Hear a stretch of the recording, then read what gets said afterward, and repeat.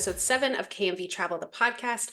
I'm Kelly, and I'm joined here by Pat, and we are going to be talking about Disney's newest island destination, Lookout Key at Lighthouse Point. So we sailed on the third cruise. So it was the preview that happened on June 6th to the 9th, then the inaugural sailing, which was June 8th to the 15th, and then we sailed June 19th to the 22nd. So this was aboard the Magic. We left out of Fort Lauderdale, which was a new experience for us, and really enjoyed the cruise. But we are specifically going to be talking about Lookout Key at Lighthouse Point because that was the whole reason for that sailing for us. So before we get into everything that you've probably heard about the island and everything like that, I wanted to talk a little bit about the background of the island, what we kind of knew before we went into it. So Pat, what were some things that you knew going into it? And I definitely was probably more into the news that was coming out than you were, but what was kind of the things that you had known prior to getting there?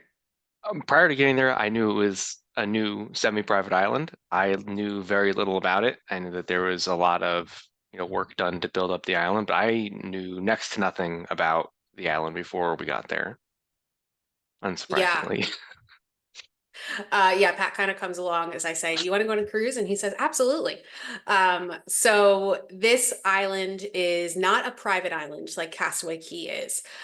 This is actually a portion of Eleuthera. And it's at the southernmost tip of Eleuthera. So in the Bahamas, it is really their tagline is where magic meets the beauty and culture of the Bahamas. And I think after going there, I can say that that definitely does encapsulate the feeling of this island, especially when you compare it to Castaway. And we definitely will compare. But it is a lot about not creating this brand new experience, but really celebrating the culture of the Bahamas, the nature that's there, and not impacting the nature. So Joe Rohde, Imagineer, who we all hopefully know and love, he was a lead on this project. And if you know him, he's super into environmentalism and everything like that. So Disney said that they would not have built an island here, or they would not continue building an island here if it was going to impact the environment. So there was a study done that said, there's ways for them to do that it won't impact that. One of those is probably what most people have heard about the island right now, is the pier, the walk from the ship to the island. So Pat, do you want to talk a little bit about that? Sure, yeah. So I think a lot of the feedback we've heard going up, before we started the cruise was that there was this horribly long walk from the ship to the island on this elongated pier. The reason why the pier is there is to your point earlier, conservation. The water there is, if you look over the side, you can see the bottom of the water pretty easily. It's very shallow. They would have to dredge out a ton of the sand there and impact the marine life there. There's a lot of coral reef there. It would have really had a pretty bad impact on the environment, so they decided instead to build a long pier. I think the pier is about a half a mile long. It took us, I think we timed it about 8 or 9 minutes. Wasn't really that big of a deal. We were kind of taking a pretty leisurely stroll. But I actually really liked being able to look over the side of the pier and see there, the water is pretty shallow, so you got to see a lot of fish swimming by. And I thought it was pretty nice, actually. It didn't really seem like a hindrance on our time on the island at all. Yeah, it was definitely the thing. Like when we looked out off our veranda when we got into port that day, I was like, "Oh wow, that is a bit of a walk there." But when you're actually walking it, it's not bad. I think it looks much longer than it really is. And if you do have accessibility concerns or anything like that, if you stop down at guest services and just let them know that you need transportation, they will provide transportation to you from the ship to the island. But it's a similar walk distance that it would be if you're walking from the ship to the first tram stop for Castaway. So I think it's just interesting because, I never hear complaints about that. But this was like, oh my gosh, the end of the world.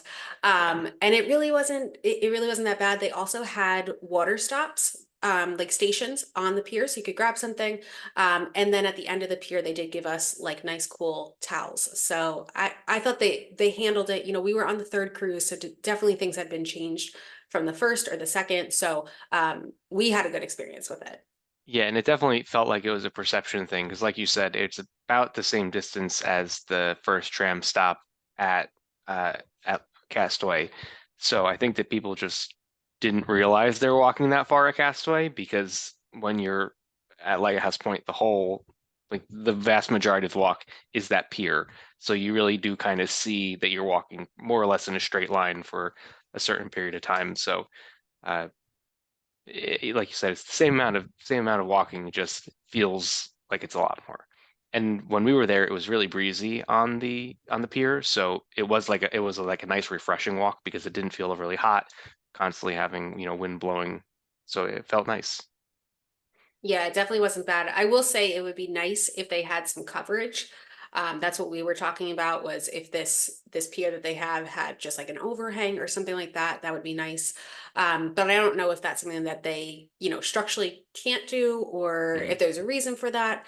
But someone had said with Castaway, you have like these photo stops on your way, and like Mickey will sometimes be out meeting over there. So I will agree with that that's kind of nice. It does take away from the fact that you're doing this walk, and you can see the beach from where you are. So it's kind of like where your destination is. It's different at Lookout because it's kind of on the other side of the island, the way it's situated. So, but it's just something to think about. I think the biggest thing is if you have little ones, if you have a stroller, bring the stroller with you. I definitely recommend having like a one of those umbrella strollers that you can just kind of fold up, because it'll just make it easier to kind of do that area. But I would recommend that if you're going to Castaway too, because no matter where you're going, there's going to be a decent bit of walking. Um, Anything else on that, Pat? No, just to double tap on anyone with any concerns, there were golf carts going like pretty regularly, so they were definitely very accommodating to anyone who didn't feel like they were not able to make the walk. Yeah, definitely.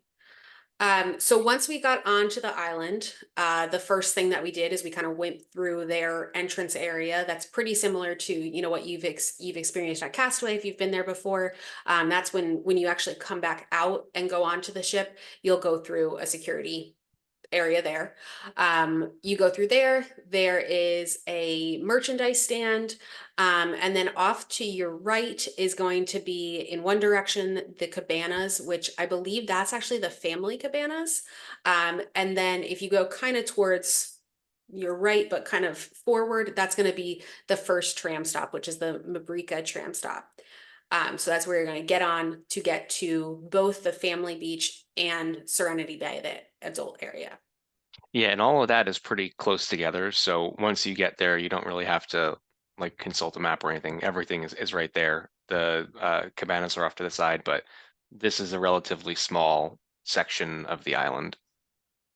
Yeah. So the nice thing about the tram is, you're getting onto it. It's a little bit updated in comparison to the Castaway trams, which you would expect it to be because it's a much, younger island, younger institution that we have here. But it is about a 10-minute drive. But it didn't feel like it was 10 minutes to me because you're kind of, you're seeing parts of the island. You can definitely see that Disney is still working on parts, and the part that they're working on, Pat, that we were looking at, they're working on the bike path. So right Okay. now you can't rent bikes as of when we're recording this, which is beginning of July 2024. But I'm sure that that's going to be coming soon. But you'll kind of have that whole thing, and then you'll also hear a voiceover that is different characters that they've created for the island. So there's like Sandy, who oh my gosh, there's all these different creatures from the island that are indigenous to this island, and they kind of will talk about their, what they do. It's like Sandy the crab, I think. And they'll talk about the pink sand, why it's called Lighthouse, Lookout Key at Lighthouse Point. So it keeps you entertained for that ride. Yeah, it really wasn't that bad. We didn't time it, but it didn't feel like 10 minutes to me. There was a little bit of starting and stopping, so it's possible that it's 10 minutes if you have to stop a little bit longer, but Um, Felt like a pretty quick tram ride, and I'd much rather ride the tram than walk, which in on Lookout K, you're not allowed to walk that way, so it's tram only. Yeah. So once you get to the next stop, which is the only, there's point A and point B, and that's it. It's not like Castaway where you need to transfer to go to Serenity Bay. This one is going to be Mabrika tram stop to the Goombay Cultural tram stop, or Cultural Center tram stop, excuse me.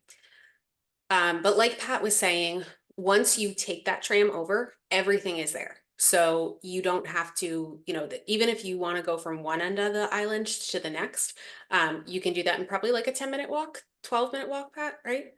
Um, so when you get over there, you're going to kind of enter into this like hub area. There's to your right is going to be where Sebastian's Cove is. That's going to be the kids area. In front of you is going to be some shopping. You're going to have the family beach, Serenity Bay. So we'll go through and kind of talk about each of these in buckets. But just know that like once you're over there, it's very easy to traverse, like Pat, like you were saying. Um, so let's start with the family beach. What was your first impressions of that area?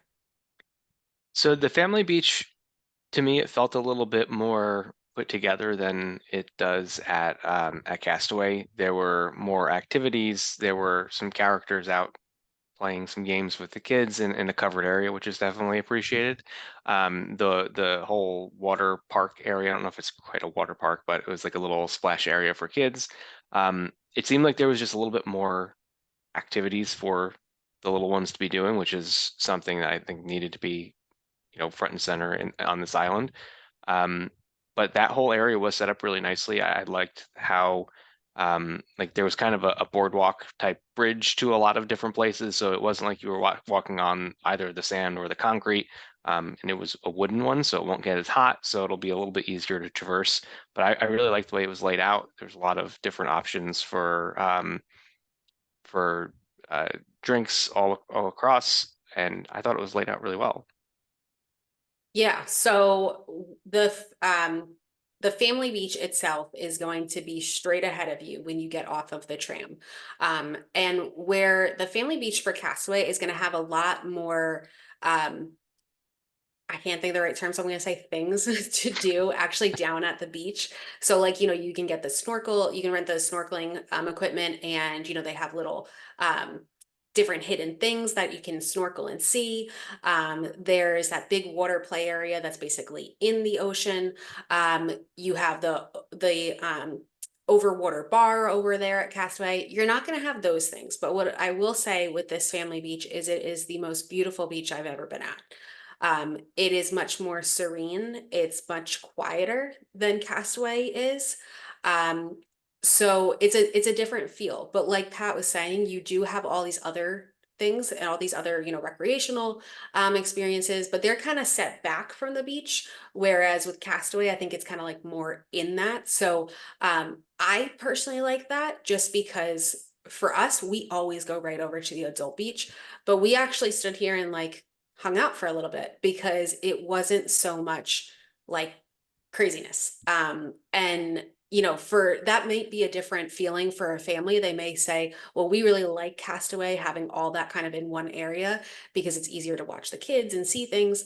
But for us, we really enjoyed that just because it was kind of set apart. And we actually experienced some of the other recreational things because of that. So that's my vibe with the beach. But the when you're talking about basically like the boardwalk that they have throughout, so you're not walking on the sand, you're not walking on concrete as much. That was done so that they wouldn't impact the environment. But we loved that because we're not huge beach people. If you're watching, you can tell that we're very fair skinned. So for us, we're like lathering on the sunscreen the whole time. And we were kind of like, oh, this is so nice. Like we felt like I don't know, it was just a very enjoyable experience to have places that had overhangs with the bars and things like that. But other people had very different experiences from us. I have to say, it's Yeah. very interesting when we're watching things and people are like, "Oh, there was no shade." I'm like, "Where were you guys? Were we not in the same Well, area?" so there were definitely some parts where I could understand what people were talking about. So the all of the trees that were planted are still obviously very young trees and they're pretty small. So there's no shade yet. Maybe a year from now, 2 years from now, it's going to be a paradise of shade, which I very much look forward to going back to. But right now, there are some parts that aren't, they don't have the tree covering that you'd expect them to, but that's like to Hmm. be expected of an island that they're kind of just getting situated. But I do think that they did a really good job with all of the different like locations and the small little bars that do have big overhangs. All of the food locations also do have huge seating areas that are under overhangs. So there's shade to be found if you want to find it, but if you want to complain and say that the trees aren't big enough to have shade yet, you can also make that argument. Yeah, we really liked it. So I guess that's where, we disagreed there. But we also, for us, it's like we're looking for where's bar, where's the food, where's the other things that are apart from the beach. Hmm. But that being said, we did spend a decent amount of time on Serenity Bay, which is the adult only beach. So this is going to be if you walk towards your left, and you can continue past the cabanas that are there, that's where you'll get to Serenity Bay. So this is the same thing, adult only beach that they have at Castaway. The sand is gorgeous. It's like pink sand, and you have this super clear water. I mean, like I'm not a person that is like, you know, getting ready to run into the water, and I was like excited for this. It was so gorgeous. It almost made me not hate the beach, but I still hate the beach. People are going to be like, why are we listening to them talk about the beach? Like, but that being said, I loved it. So if I loved it, I think everyone will love it. Um, but the one thing that I'll say that was just a different experience at Serenity Bay here versus at Castaway. There's not that delineation that you have at Castaway where you have to take that second tram and they'll kind of stop children from getting on the tram at that point, and going to that area. Here, the beaches are one beach and there's just kind of a line of like safety Rocks. cones. Yeah. And they ask that people don't pass over it with children. That doesn't stop some people. And I like to think that it's just they didn't know and they were just kind of, walking, but who knows? But we did see twice where there was children on the beach, and then another guest had to go get a lifeguard or go get a cast member, and ask them, hey, I don't think this is allowed type of thing. Which isn't really what you want to do. Like you want to be relaxing. So that wasn't the best, but hopefully they But figure that's out a way to kind of delineate that. Yeah, that's something they'll get better at though, right? Like, because even when we were walking, I didn't see the sign when we were walking the first time about it being the adult only area. So a little bit better signage, and then maybe they just need to have the lifeguard there be set up at the delineation point so they can kind of enforce the under 18 over 18 separation. I mean, if that's one of the big things we have to complain about, and that's not a huge deal. So Yeah, yeah. I mean, I think they can't rely on the lifeguards to do it, right? Because like their focus needs to be on watching the water and making sure that people are safe there. So, but I agree with you. Like there needs to be either there needs to be more signage or there needs to be something. I just think that they need to put like basically like a rope across there. yeah, Um, or I don't know if that's the right thing, but you know what I mean? Like right now it's just safety cones. So I don't know. It doesn't really easily, I think people could be like, oh, all right, like whatever. yeah. But yes, that was the biggest, I don't know, difference there. But let's get into recreation.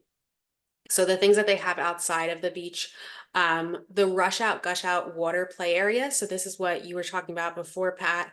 It has two slides. It's going to be right off of the family beach.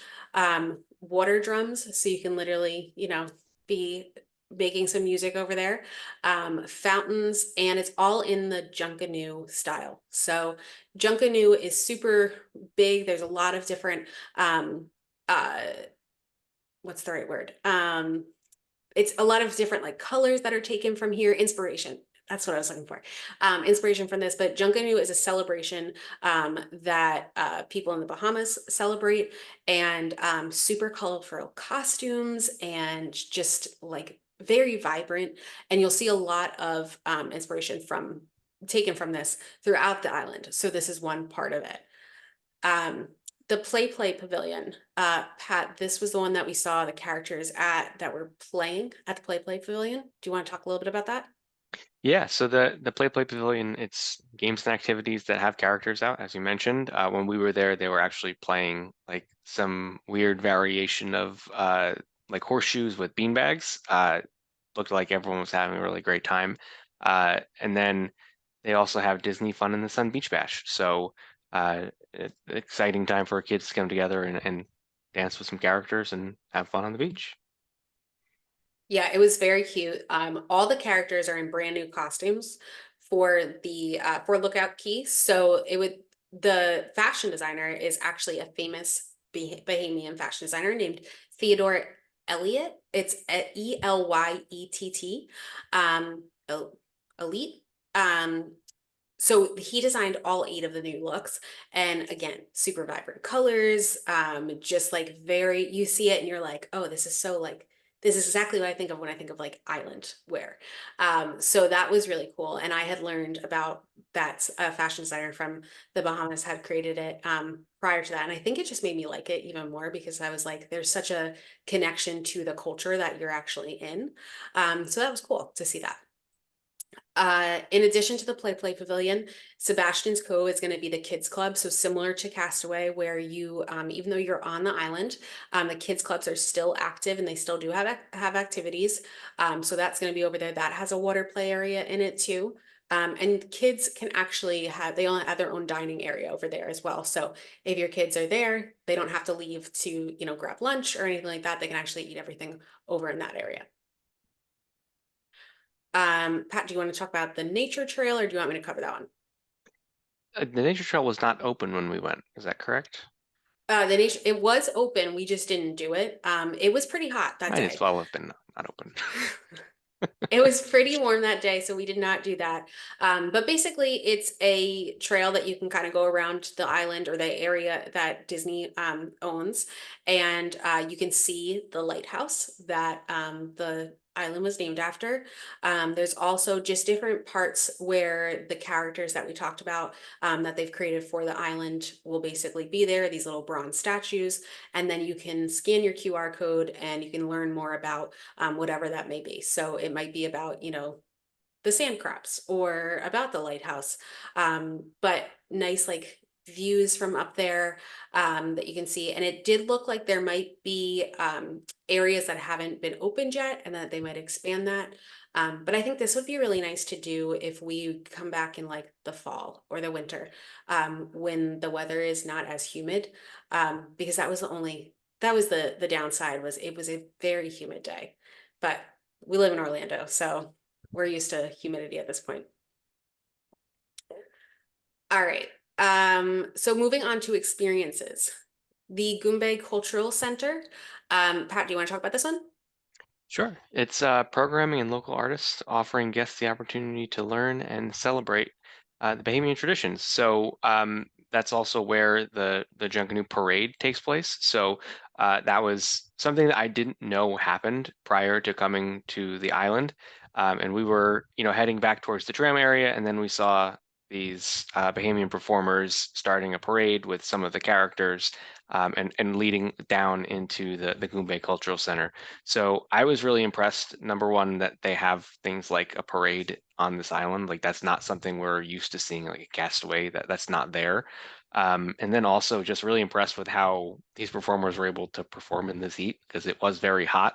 And they were doing a really great job. And again, characters in full costumes are going to be really warm. And it was really a, a pleasure to see them out there. And it's not, um, just no live entertainment on the island. So it was definitely a big upgrade from what we're used to at Castaway. Yeah, it was a very different experience because at Castaway, I'm used to seeing the characters kind of, just stationed in different locations for photos.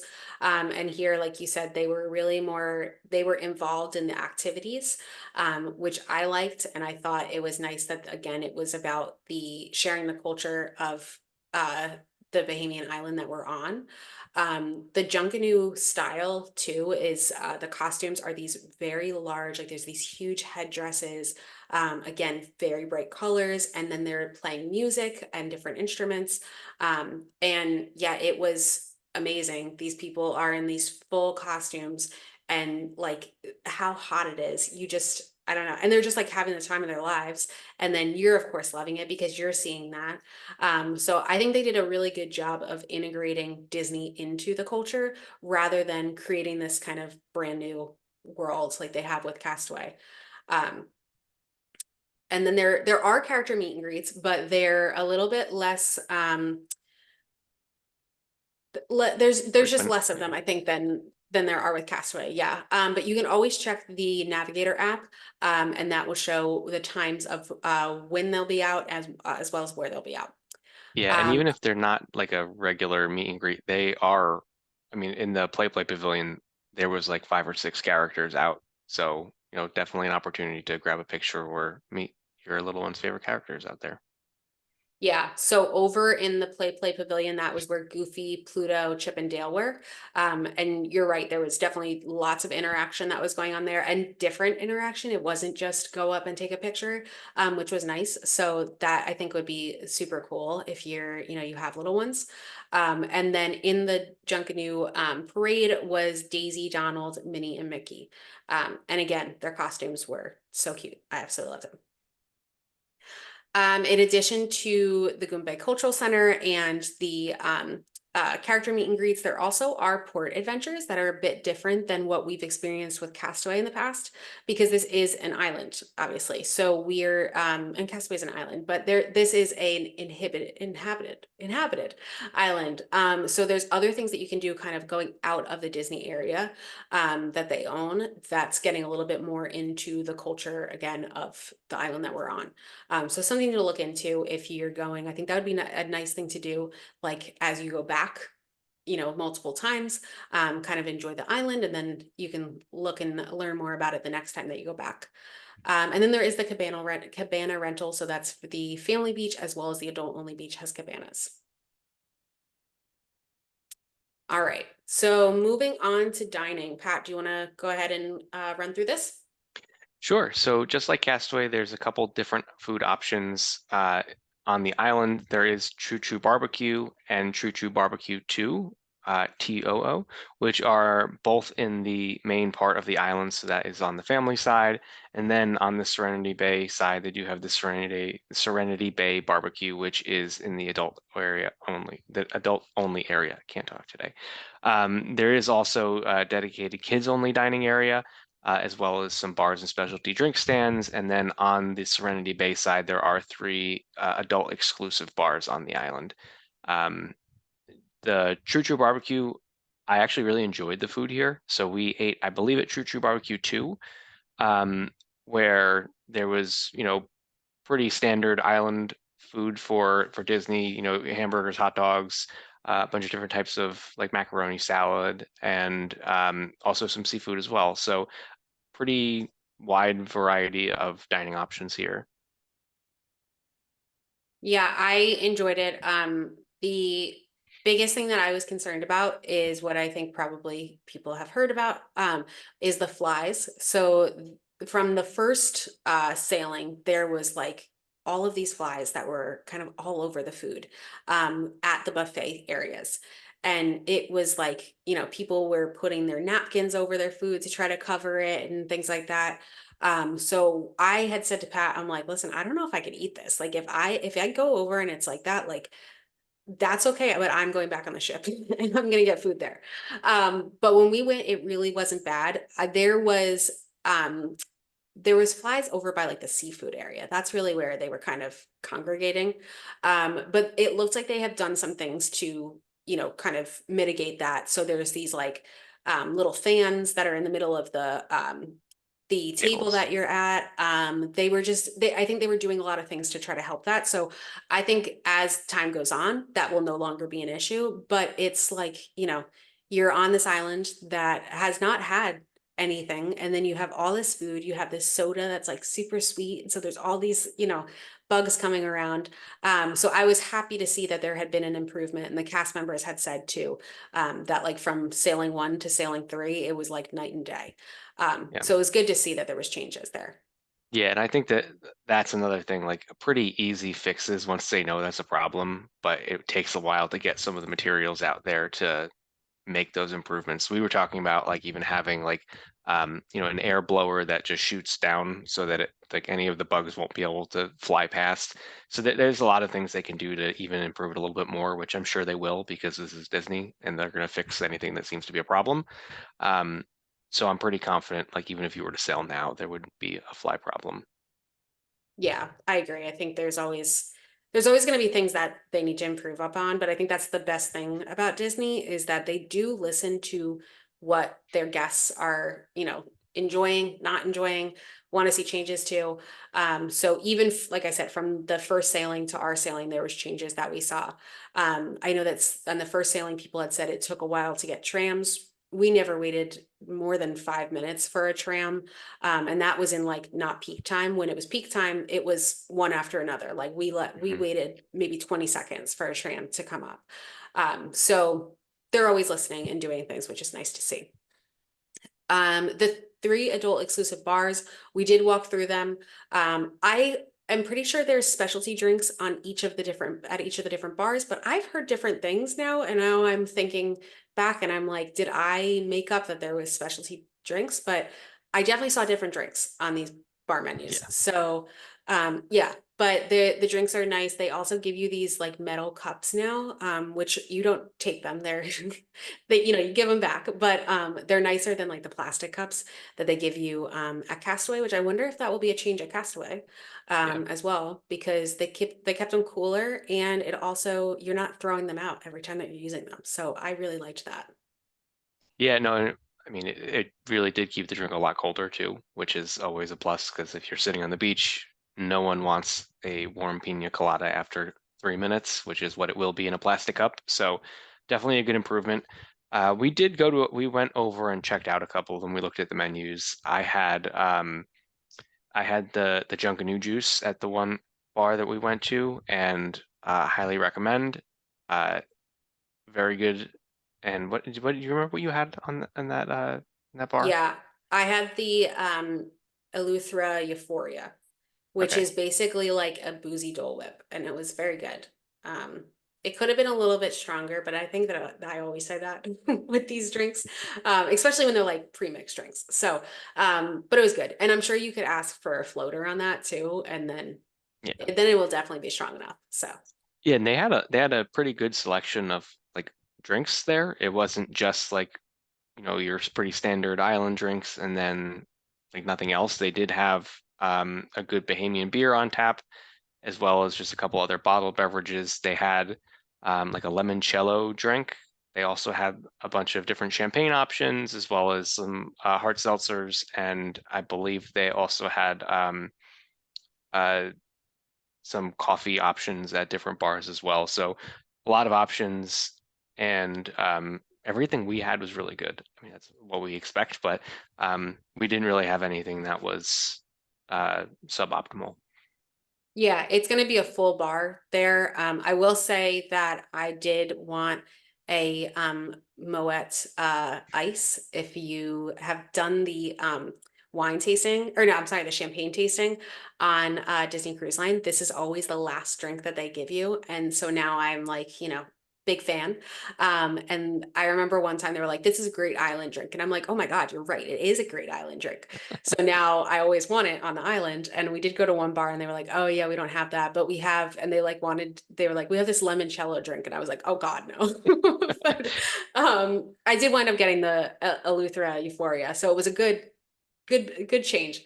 But then if I went to another bar, I could get it. So if there's a Yeah. specific drink that's not like, I don't think where they're getting many orders for that one. Yeah, and Then you may have to walk around. those are also they're not large bottles. They're the individual serving bottles, so they might have just not gotten their, their crate of them in from the ship. But yeah, we Yeah. went to a couple, we stopped by another bar and they did have them back there. So, Hmm. and not a long walk. So if you really want a No. drink that should be on the menu and isn't, they might have it at the next bar over, which is, 30, 40 paces away. Yeah. Yeah. Everything is very close together here, which we actually enjoyed just because it just from the change of Castaway to this. I don't think one is better than the other in terms of that, but it was nice because like we never experienced much of anything with the family beach because we're like, all right, we got to get over to Serenity Bay and we got to grab a Claim our place spot. to, Yeah. yeah, claim our spot. And then by the time we do that, we're like, oh my gosh, we're exhausted. We eat, we drink, and we go back to the ship. But here, like, we're like, oh, let's go over to the Play Pavilion and see what that is. And let's, go to the shop and, all these different things. So that was kind of nice to have that little change here. Yeah, and then I'll just add one last thing on the beverage and food and all the stations there. All of the bars did have a bathroom in them, like in the back, which was not like on Castaway where it's like open air. They were all enclosed, so there was air conditioning in there, and there again there was one at every single bar, which I think is a really big improvement. That not everyone's trying to go to like the two or three that are available. So there was a lot of options for using the restroom, and there was outside of every single one, there were showers to wash your feet off so that you can put on your flip-flops or whatever, not be covered in sand before you go into the bathroom. So I think that was a very good upgrade that I truly appreciated. Yeah, I think that was nice to see too. And just that the bathrooms were upgraded and when you're inside, And I don't clean. know. Yeah, like not that Castaway's never dirty, but it is like It's a sandy though. It's it's sandy in like there. it just reminds me of like a water park bathroom. Yeah. Like just kind of like the open uh the doors are not the full, length or I don't know. That's not even the Well, the thing that gets me. I don't know. It's like the color scheme in there, just everything. yeah. Well, and it is like it's always kind of warm in the bathrooms in Castaway because they are not, it's not enclosed. Hmm. There's walls, and above the wall there's opening where Yeah. it's obviously open air, there's no air conditioning. Yeah, and there's like a trough to wash your hands at. I don't know why. Like that the bathrooms just always get me there. But I love Castaway, and that's going to go into our next our final thoughts, just overall thoughts of um Lookout Key and then also how we would compare it to Castaway Key. So Pat, I'll let you go first. I already know what you're going to say. So I mean, I definitely liked uh Lighthouse Point better. Like I think that Lookout K was is beautiful. There are certainly some things that aren't perfect just yet. Like I mentioned, they still need some of those trees to grow and to really get the shade that I think everyone wants and Disney expects to have. Not gonna prevent me from going back though, because it was I really did like the island. I really did like the all the walkways that were not just cement. I thought that was really great. The beaches are pristine, like one of the nicest, if not the nicest beach I've ever been on. Um, so I don't think it gets much better. I do love Castaway, but just I prefer the newer island, and I'd love to do a cruise where we do both of them on the same cruise so we can get a better comparison of the two. we can do that whenever you want. You just let me know. So yeah, I really, really enjoyed Lookout Key. I think that I like the fact that it is much more like Disney integrated into the Bahamian culture. Whereas Castaway, I think, is much more of like a Disney destination, which makes sense because that is owned by Disney. They have the whole island there. They can kind of do different things there than they're going to be able to do at Lookout Key just because of space. But I don't know if I like. I think I like Lookout Key better, but I don't know. I have to go back to Castaway Key and let It's you know, been a which while. It's been a yeah. while.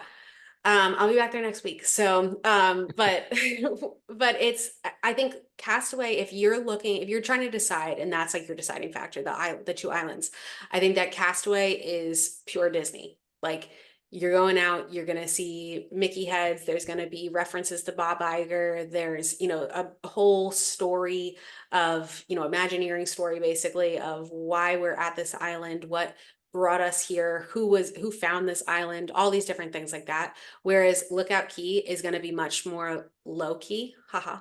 But it's going to be more of the island feel that you might be used to if you've been on a Royal Caribbean, what they kind of have at their islands or some other of the cruise lines. So it's a very different feel. But if you're going for beaches alone, like I totally recommend Lookout Key because that beach is gorgeous. And honestly, I've definitely never been to a more beautiful beach than that. You could like literally see your feet just like it just didn't stop. I was like, where is the murkiness? When are we getting to that? But I think I agree. Just go for the cruise that has both locations, so then you can make your own decision and you can tell us what you think. Yeah, I am interested to see what happens when the slightly larger ships start coming to light or I keep calling it Lighthouse Point, but Lookout Cay. Um, It's because Lookout we Key. key, I Key. know. Uh, when we went, we did go on the Disney Magic, which is the smallest class of ship that Disney has. So I do expect at some later date they're going to start getting some of the newer, larger ships there. And I didn't think that the island was huge. It definitely didn't feel crowded in the slightest on the Magic, but going to, a larger ship, how will that feel? Especially things like the trams, will that get a little more backed up, or will they have to, bring in more trams to handle that capacity? So interested, I'm sure it'll be fine, but um, something I was thinking about that maybe that'll be a different experience on a bigger ship. But we'll have to try that and let you know. Yeah, I'm looking right now to see what ships are going to be there. I know that the Dream is going to be there at one point. Um, I don't believe that the Wish or the Treasure are going to be there. I'm pretty sure that those are still going to be Castaway only, which could be, like you were saying, based. Oh, just kidding. There is a Wish sailing.